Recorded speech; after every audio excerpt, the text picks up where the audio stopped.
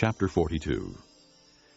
When Jacob learned that there was grain in Egypt, he said to his sons, "Why do you just keep looking at each other?" He continued, "I have heard that there is grain in Egypt. Go down there and buy some for us, so that we may live and not die." Then 10 of Joseph's brothers went down to buy grain from Egypt. But Jacob did not send Benjamin, Joseph's brother, with the others, because he was afraid that harm might come to him. So Israel's sons were among those who went to buy grain, for the famine was in the land of Canaan also. Now Joseph was the governor of the land, the one who sold grain to all its people.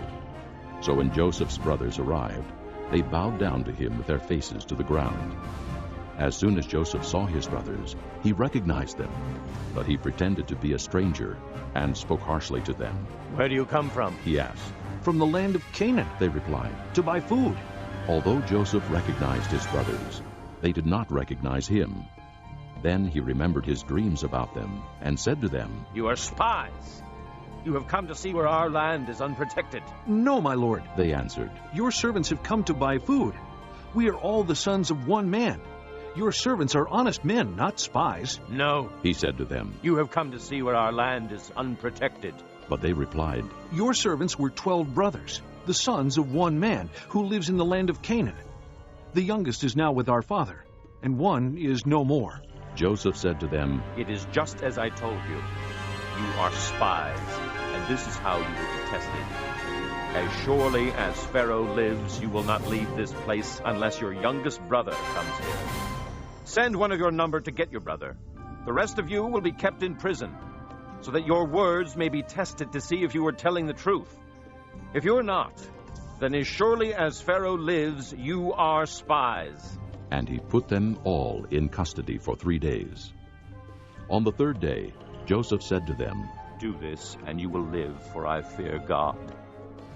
If you are honest men, let one of your brothers stay here in prison, while the rest of you go and take grain back for your starving households.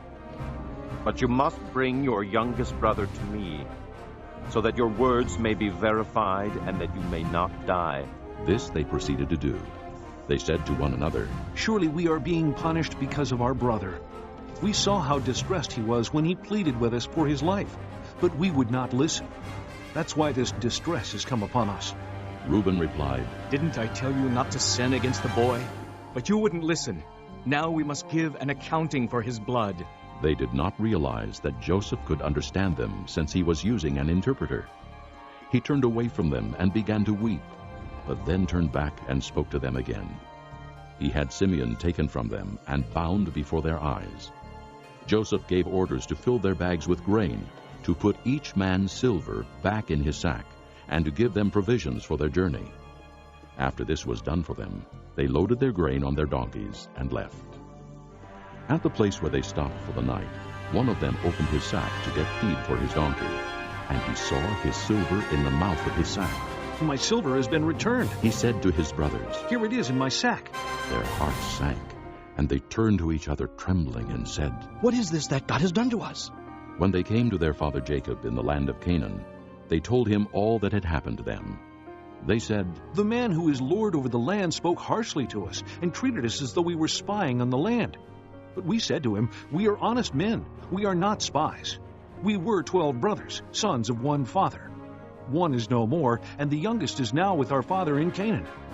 Then the man who is lord over the land said to us, 'This is how I will know whether you are honest men. Leave one of your brothers here with me, and take food for your starving households and go. But bring your youngest brother to me, so I will know that you are not spies, but honest men. Then I will give your brother back to you. You can trade in the land.'" As they were emptying their sacks, there in each man's sack was his pouch of silver.